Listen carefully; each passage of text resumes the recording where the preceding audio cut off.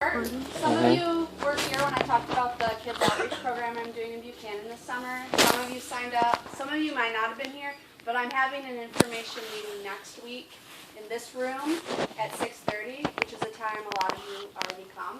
But you could just, if you are interested in being a part of that, you can forfeit the sports outside and come in here, or come a little early if you normally arrive at 7. It's basically an outreach program in Buchanan every Friday of the summer to the kids in my neighborhood. So you can ask questions. When is that meeting? Next week at 6:30. Monday. Oh, okay. Next week. So May I don't know. 6th. It's May 6th in case you wanted to put it in your planner. Okay, thanks. It's already there.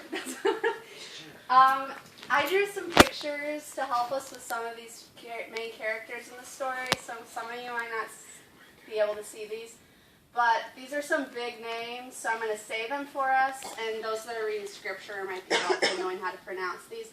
So we have Esther, and then she's the main character. Mordecai is her uncle, who some people say he was her cousin, some people say he was her uncle, but she was an orphan, and he was basically her legal guardian.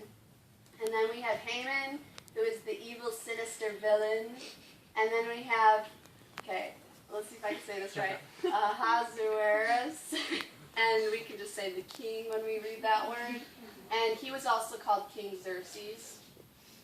So I'm going to do the historical background. The king in the story of Esther is thought to be Xerxes I, who was king of Persia, about 500 years before the year Jesus Christ was born. So you think of Jesus, and this is 500 years before. Today, Persia has become present-day Iran. How many of you know where Iran is? There's a lot of political stuff happening there. That's this country, but they called it Persia back then. The Jewish people had been taken into captivity by the Babylonians over a century before the story of Esther. And when Babylon was conquered by the nation of Persia, the Jewish people came under Persian rule. So we have Israel, and they were taken over by Babylon, and then Babylon was taken over by Persia. And that's the setting of this story. Around the time the story of Esther was taking place, the Jews were being finally allowed to return to their homeland of Israel, but not all the Jews opted to return. Many chose, for whatever reason, to stay within the foreign lands, and until they had to take a stand, like Esther chose to do, they maintained a sort of underground religion. Persia was very powerful at this moment in history, and the setting of the book is the city of Susa, the administrative capital of the Persian Empire. When we consider that the king Esther marries is the monarch of a superpower nation, and that her people are a downtrodden nation in his empire, this is really a remarkable story. So we have like a slave girl from like a nation that's being basically taken over by Persia, who marries the king of like this entire empire. Now we're going to have Natalie come and give us the outline. This is just the basic outline of the story. I feel like it's not basic. Cool. Okay. Hi. So I'm just gonna like go through each chapter and outline it. Okay. So there's this king, King Xerxes, and he's a king, so he likes making banquets. So he's like, oh, let's have a banquet for the nobles. Let's have a banquet for the people. And at one of these banquets, he's like, oh, my queen, I want everyone to see her beauty. So he invites Queen Vashti, to come, and she refuses. So in anger, he just basically banishes her. And that's chapter 1. Yeah.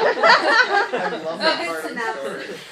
It's summer. It's beautiful. So he's just like, oh, you don't want to come to my banquet? Well, screw you. You're banished. So she's gone, and now he wants a new queen. So he invites all the virgins of the empire land place to come. One of these is the beautiful Esther, and she is invited to this chosen queen. And her guardian, the legal guardian, uncle, cousin person, is Mordecai, who comes in later. And so Esther comes in, and she's basically this giant makeover. She gets making over by these people to look beautiful for the king and to impress him, and she does, and she pleases him the most, so Esther becomes queen. And then, also in this chapter, towards the end, Mordecai hears these criminals talking about wanting to kill the king, because they're angry at the king, they don't like him, so he discovers this plot to kill the king, and he basically saves the king's life. That's chapter 2. Chapter 3 is this evil guy, Haman. He's stupid. No one likes him. And he wants to kill these Jews. He wants revenge on them, so he's this really bad guy that wants to kill all the Jews. He's second to king, so he has power, and he basically persuades the king to make this decree to kill all these Jews and put them to death. Chapter 4. So Mordecai hears this plot, and he and all the other Jews mourn over this decree against them. And he writes these letters to Esther and talks to her and tries to convince her to go talk to the king and see if she can save her people. Very beautiful. Yeah. Okay. So, chapter 5. Esther, she devises a plan because she's very smart too, and she invites the king and Haman to these banquets. She's trying to butter them up because they're men and they love food with wine and food, and she's basically buttering them up with all these banquets, and they feel special. And so Haman, who's proud of this advancement, he's like, oh, I'm getting these banquets. Oh, I'm so special. He plans to build this gallows to kill Mordecai, and Haman wants to kill him, and the king doesn't know about this though. Okay. So chapter 6. Okay. Okay. So the king hears. He realizes Mordecai saved his life in chapter 2, so he wants to honor him. He's like, oh, why hasn't he been honored yet? So he basically just gives him he doesn't give him power yet, but he honors him, and that's basically chapter 6. And then he makes Haman, which is really hilarious to me. He makes Haman honor Mordecai, and Haman's the one that wants to kill him. So he's basically like, oh, he's so fancy, Haman, you have to go honor him, and that just sucks for Haman. Haman wants to kill him. Then, chapter 7. So Esther finds out about Haman's plan to build this gallows and hang Mordecai, and tells the king. And Esther, after all these banquets, she pleads for her own life and all of her people, all of the Jews. She wants the decree to be taken back. And then she talks about Haman, of wanting to kill the people and kill Mordecai, and the king, he's furious. He finds out about the plan to kill Mordecai, and he kills Haman. So now Haman's gone. And, okay, that's chapter 7. Chapter 8, Mordecai takes Haman's place as the second of the king, and Xerxes lets the Jews defend themselves because he realized the king, he can't take back his decree against the Jews. So he gives them these weapons. He tells them about these enemies that want to kill them because of the decree, and he basically protects them. Chapter 9, the Jews beat their enemies, and from that day on, they celebrate a holiday called Purim, which this year was on February 23rd and 24th, and next year it's March 15th and 16th. So basically the day they defeated their enemies and saved themselves is now a holiday. And then chapter 10 is basically Xerxes' tribute to Mordecai. It's a big, fabulous ending about his greatness and Mordecai's advancement, and that's it. Woo. Wow. That was Great outline. Thanks,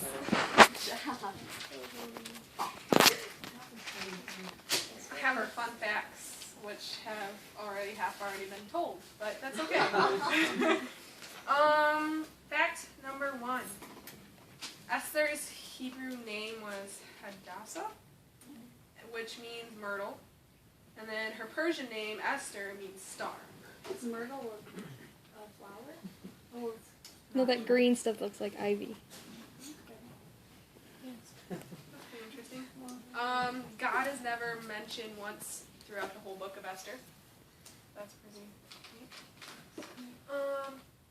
When What name is never mentioned throughout the book? God. God is not mentioned. Really? Nope. Interesting. When Natalie? Yeah. Natalie? When she was talking about how Esther and all the ladies had to get like prepared and had a makeover, it took 6 months preparation of beauty for the girls to be worthy to go in front of the king. How long? Wow. 6 months. A lot of eyebrows to tweeze or something.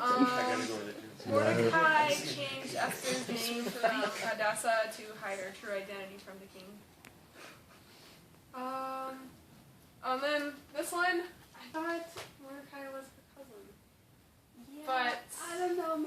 I didn't even kinda got me read that, questioning. but I thought that there was something that said he was her mother's brother later on. So people say like they don't really know. Don't really know that one. Persia is known as today Iran. Thought that was pretty cool. Esther has 10 chapters. Esther has, or the book of Esther has a movie made about it called One Night with the King. And then the book of Esther contains the longest verse of the Bible, which is 78 words. Wow. Esther 8:9. And that's all I have. Did you memorize it?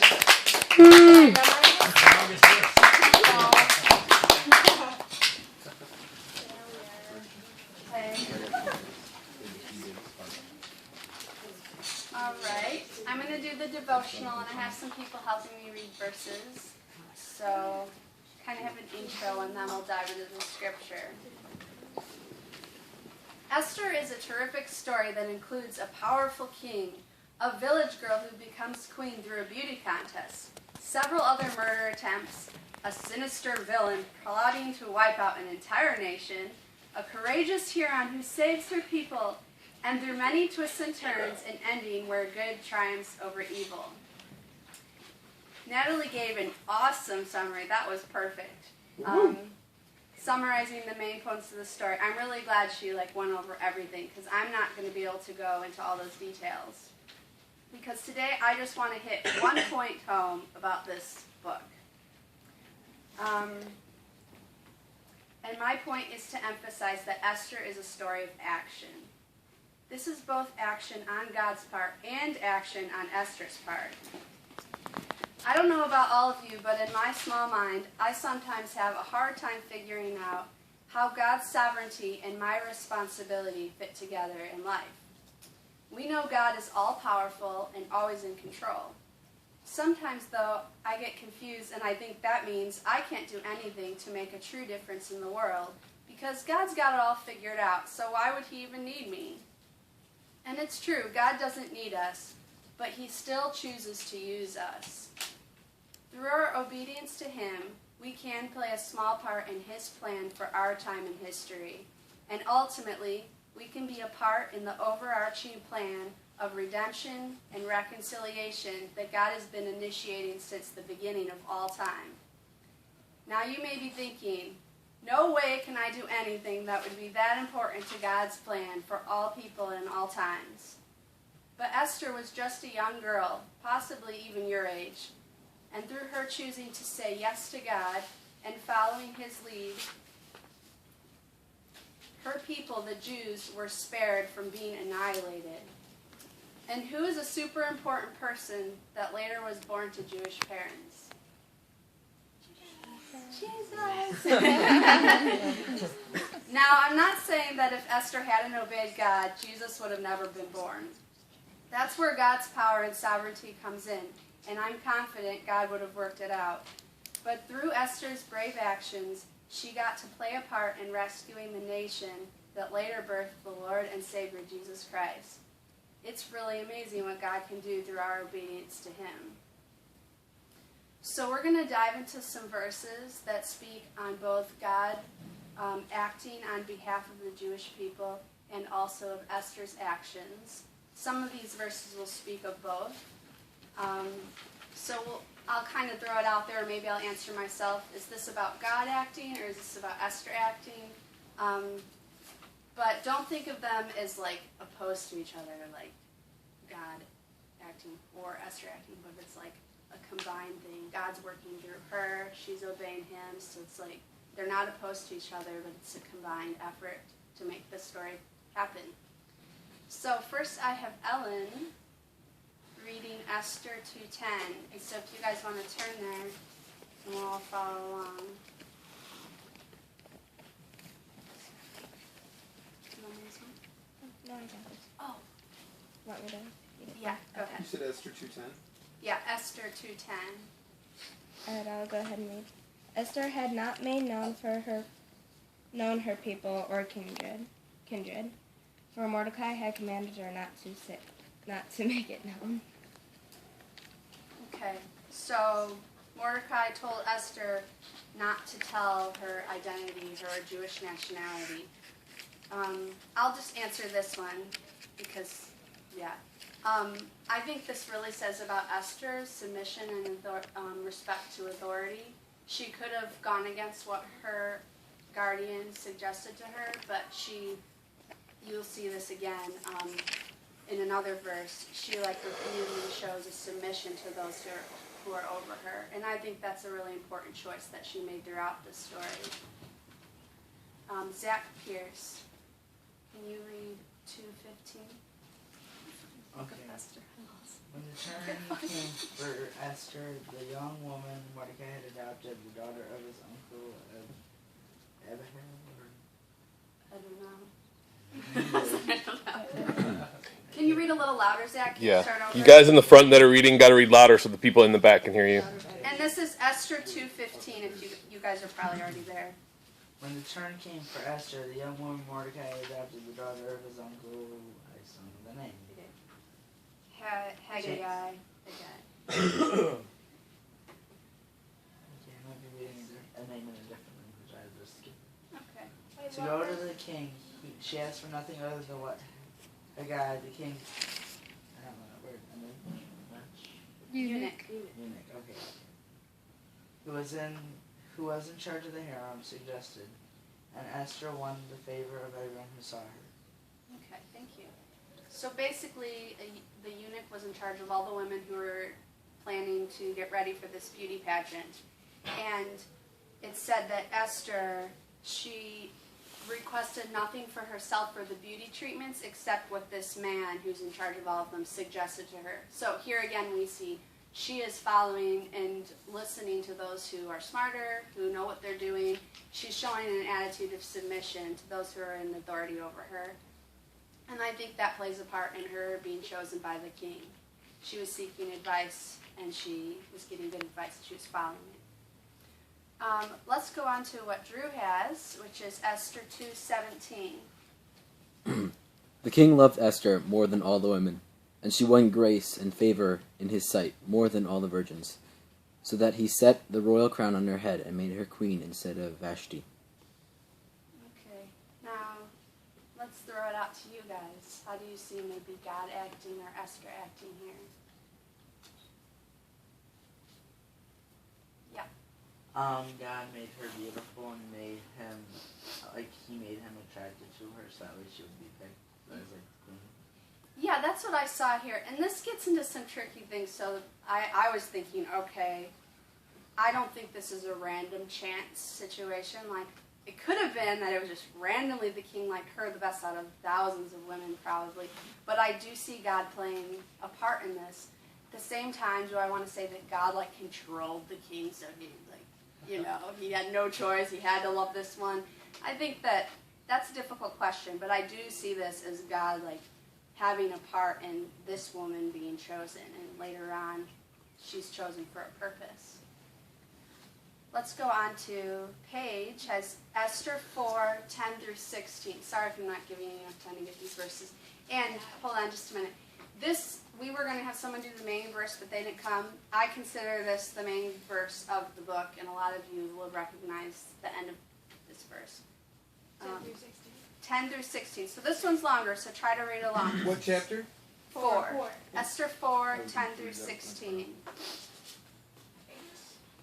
Then Esther spoke to Haggai, I don't know how to say that, a and commanded him to go to Mordecai and say, "All the king's servants and the people of the king's provinces know that if any man or woman goes to the king and said in a court without being called, there is but one law, to be put to death, except to the one whom the king holds out the golden scepter so that he may live. But as for me, I have not been called to come into the king these 30 days." And they told Mordecai what Esther had said.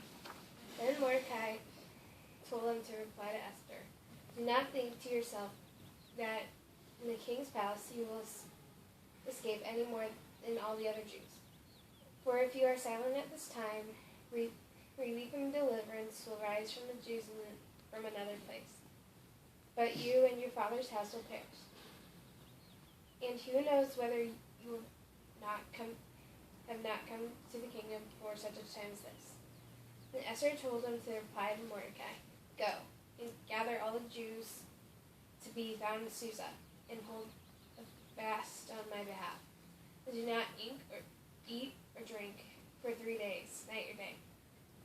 And I and my young women will also fast as you do. Then I will go to the king, though it is against the law. And if I perish, I perish." Thank you. That's a long one.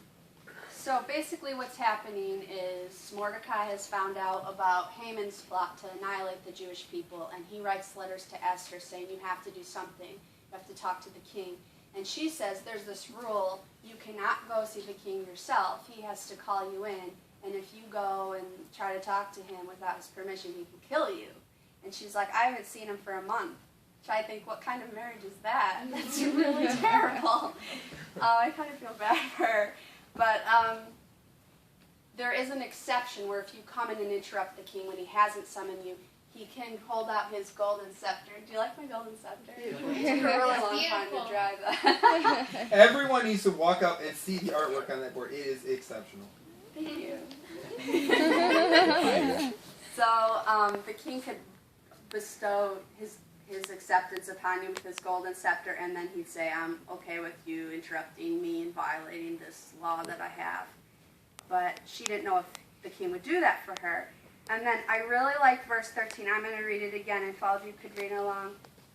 Then Mordecai said to Esther, "Do not think in your heart that you will escape in the king's palace any more than all the other Jews." So he's like, okay, you're queen. Don't think you're going to avoid being slaughtered like everyone else. They're going to find out you're a Jew. "But if you remain completely silent at this time, relief and deliverance will arise for the Jews from another place." And I'm not sure what he means by this. He doesn't say the word God, but it really looks like he's saying, if you don't do what God has put you there for, God's going to still rescue us. I believe that. But, and then he goes on, "Who knows whether you have come to this kingdom for such a time as this?" And that's the most popular verse from this book, "for such a time as this."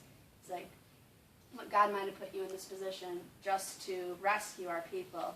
And then I really like Esther shows, once again, her obedience to God, to authority. This is Mordecai's idea, not hers. She might have stayed quiet, but she said, "All right, I'll go." And then I really like verse 16, "And if I perish, I perish." Sounds like a really good Shakespeare play. So let's have some different people who haven't read verses or answered. Where do you see God working in this? Where do you see Esther working in this? Either or both. I kind of just told you both. I think what made me the part where you're talking about where she took all the advice from the one guy in the beauty contest, but then it was him, the king, that chose her. I kind of see both parts being played in that, and I really like that correlation of, it's God's sovereignty that's working always, but if we don't take action, nothing is going to happen. So I really liked the correlation with those two things. Thanks for pointing that out. What about in this passage? I'm just asking for you to state the obvious. Esther is deciding to make this decision of courage, even though Mordecai acknowledges that God is in complete control and could rescue the kingdom without her help. But she decides she chooses to be courageous and step up. So we see both God, his power, and action working here where Mordecai's like, God can do this, but she says, I'll do it. God's sovereignty never voids your responsibility. I think that right there is an excellent play. Could really she have good. stayed silent? Absolutely. Would she have been in sin? Absolutely. So she Thanks, would Dave. not have been others-minded. She would not have been serving or being obedient to her. She was married, so I don't know. But anyway, you know what I mean. Yeah, that's tricky. Doesn't sound like she had much of a marriage, so it's okay. Exactly, She didn't have yeah. to submit to him. Just kidding.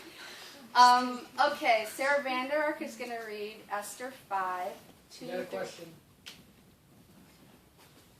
Uh-oh. It wasn't really a question. I just thought it kind of spoke to that. Someone, sometime, somewhere said, I think it might have been Dietrich Bonhoeffer, he said, God's going to use you one way or another, but what you do makes a big difference in whether he uses you like he used Herod to show his glory by killing him and all of his army, or whether he uses you like he used Joseph. So I thought that was maybe tied in. Definitely. Thanks. So let's all turn to Esther 5, which is just right around the corner from where we are, 2 through 4. So Sarah will read that for us. And when the king saw Queen Esther standing in the court, she won favor in his sight. And he held out to Esther the golden scepter that was in his hand. Then Esther approached and touched the tip of the scepter. And the king said to her, What is it, Queen Esther? What is your request? It shall be given you, even to the half of my kingdom. And Esther said, If it please the king, let the king and Haman come today to a feast that I have prepared for the king. So I see both God acting and Esther acting in this passage. Can someone explain how God acted here, or how God was maybe influencing what happened? Yes. God kept the king from deciding to kill her. Right. The king bestowed favor upon her, and like I said, I don't know how that works with like someone making a decision that God wants them to make, but I do think that this isn't a random chance. And then, how did Esther act in this situation, or someone just describe her actions? Yeah, respect. Good idea. Jump into the lines then. Yeah. What? Confidence. And what did you say? I said she had a really good idea. Yeah, that's exactly what I was thinking about. I think sometimes it's easy because we know God's in control and he's all powerful to almost be foolish and to just jump into things and be like, well, God will cover for me, or I'm not going to think through this or really plan, and just because God's in control. And I really like how cunning and discerning and wise she is. She didn't just like fall down and be like, save my people, but she's like, come to a banquet, and she has this whole strategy in place to like win him to her side of things. This girls are really smart. You mean manipulative? I won't deny that. Okay, we have one verse left, and John Blake is going to read this, and it's Esther 6. Which is just the next chapter over, the first and second verse of Esther 6. So, on that night, the king could not sleep, and he gave orders to bring the book of memorable deeds, the Chronicles, and they were read before the king. And it was found written how Mordecai had told about, I don't want to say this one, I'm sorry, I'm not reading phone. along. Oh, the Bigby and Teresh. Yeah. Two of the king's eunuchs who guarded the threshold and who had sought to lay hands on King Xerxes. Thank you. Yeah, there's a lot of big names in this one. Basically, this is referring to the murder plot that Mordecai uncovered. And the king had these books where everything that had happened in his entire kingdom was written down. And Mordecai saved the king from a murder plot, and the scribe wrote it down and wrote down a lot of other stuff, you know. And now it seems like a long time has passed. The king can't sleep, which I think maybe God kind of kept him up. I don't know, I kind of see God acting in this situation. And then he decides that he wants to read about himself to keep himself awake. And he happens to read the part, about Mordecai rescuing him. And so he decides he wants to honor Mordecai. And this is the part in the book where you were talking about where Haman comes in and says, "Oh, king, I want to tell you something." And basically he wants to tell the king, "I want to murder Mordecai before all the other Jews because I hate him so much." And before he could say anything, the king says, what would you do for a man, Haman, that I would want to honor?" And Haman thinks to himself, "Oh, the king must be talking about me." And so he comes in this whole grandiose plan where you like walk through the city and everyone's like shouting, "Hail this person," and it's like really just egocentric. And then the king's like, "That's awesome. I want you to go and do that for Mordecai." And Haman's like, "What?" And so it's kind of a funny part in the story, but I think that this also isn't just completely pure random chance. I see God all over this, and it kind of foils the whole attempt to kill Mordecai, because at this point in the story, the king could have very well been like, "Sure, kill him, I don't know who he is." But he had just read about this guy saving his life like 2 minutes ago, so kind of interesting. There's a lot more to the story. She kind of gave all the details, but I'm just going to have a short conclusion. Because of Esther's consistent wisdom and discretion, and God working amazingly and above all Esther could ask or imagine, the book of Esther has a happy ending for the Jewish people. Not only did the king agree to stop Haman's wicked scheme when Esther finally told him her real reasons for the banquets, but he was so furious he had Haman killed and gave Mordecai this position of power and honor. The king's original order to kill the Jews was non-reversible, so he equipped the Jewish people to defend themselves, and they protected themselves so well, they became respected and feared by the other citizens of Persia. No longer were they a bullied and oppressed nation, hiding their nationality like Esther had to do. 2 of their own people, Esther and Mordecai, were now at the top of the kingdom next to the king. From that day forth until this very time in history, Jews celebrate the events of the book of Esther in the yearly holiday called Purim, which is what Natalie was talking about. Esther and Mordecai chose to be courageous and act on behalf of their people and their God, and God acted in response, and the results were outstanding. And then I just have 2 questions for you to think about. And I don't know, we could even put this into groups if we have time, but the first one is, what are some ways you could act in courage for God in your life? And the second one is, do you believe God is acting on behalf of you? And that's all. I could probably close in prayer. Yeah, you have a question? Yeah, I'm reading a little bit of chapter 8. And I was reading this and I got a little bit of a technicality question. It says that no document written in the king's name and sealed with his ring can be revoked, like when Mordecai tries to revoke the annihilation of the Jews decree. But wasn't